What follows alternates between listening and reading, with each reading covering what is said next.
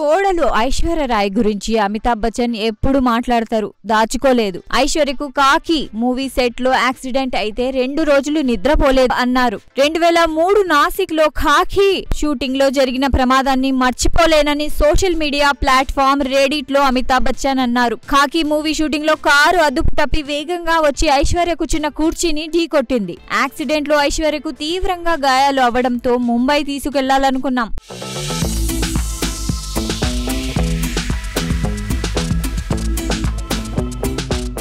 Anil Ambani private విమానంలో ఐశ్వర్యను తరలించాం. నాసిక్ లో night landing సౌకర్యం లేకపోవడంతో అక్కడికి కొంత దూరంలో ఉన్న సైనిక స్థావరంలో విమానాన్ని ల్యాండ్ చేయడానికి ఢిల్లీ నుంచి పర్మిషన్ కూడా తెచ్చాం. ఆ ఇన్సిడెంట్ ను చాలా మంది చాలా చిన్నదిగా కొట్టివేశారు. ఐశ్వర్యకు అయిన గాయాలు చూసి 2 రోజులు నిద్ర పట్టలేదని అమితాబ్ బచ్చన్ చెప్పుకొచ్చారు. ఆ ఇన్సిడెంట్ మర్చిపోవడానికి చాలా టైం పట్టిందని అమితాబ్ ఎమోషనల్ అయ్యారు.